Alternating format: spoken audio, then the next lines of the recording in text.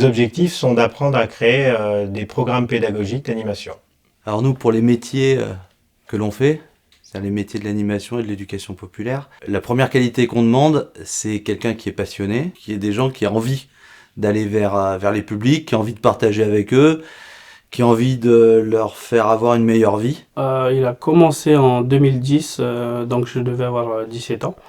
Donc je faisais de l'animation, donc j'avais pas encore la formation BAFA. C'est vers 2014 que j'ai pu obtenir mon diplôme. Et ça fait 2 ans que je suis dans la structure de l'MJC où j'ai voulu développer d'autres compétences techniques et j'ai choisi la formation BPJAPS culturel. Alors, les cours théoriques qu'on aborde durant la formation BPJAPS culturel sont plus liés à l'art, donc l'écriture, le dessin, ça peut être la poésie, il y a du théâtre, du chant, l'architecture. Donc, suivi de cela, on fait beaucoup d'activités. Donc, pour l'histoire de ne pas rester trop dans le scolaire. L'avantage qu'on va avoir avec des gens qui rentrent en formation, qui rentrent dans un cursus professionnel, c'est qu'ils vont mettre tout de suite en relation, en fait, le besoin qu'on a sur des structures d'éducation populaire et ce qu'on leur dit en formation. C'est-à-dire que quand on était en BPJEPS, je me sentais pas élève, on se sentait en discussion tous ensemble et chacun apportait à chacun, même à notre intervenant, et ça crée une autre dynamique. La communication qu'on peut avoir avec les gens, la compréhension, essayer de les mettre en réussite, c'est vraiment le mode d'action de l'éducation populaire. C'est-à-dire que je me mets à la même échelle que les autres.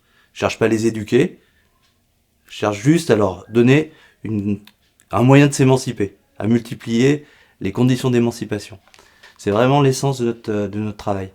On est quand même complètement en phase, on vit en même temps. J'ai obtenu mon BPJEPS il y a 3 ans, ce qui m'a amené à devenir animateur référent famille. Alors quand on est animateur référent famille, on organise beaucoup d'activités, d'événements et de séjours pour justement les familles et les personnes seules, les personnes âgées, dans l'idée de recréer du lien parentalité et du lien intergénérationnel.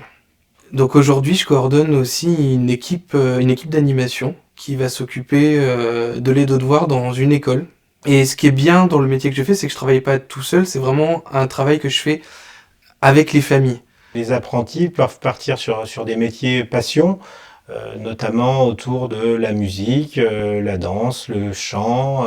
Alors à la sortie, les apprentis peuvent travailler soit en municipalité, dans les MJC, dans les centres sociaux ou créer eux-mêmes leur activité, leur entreprise.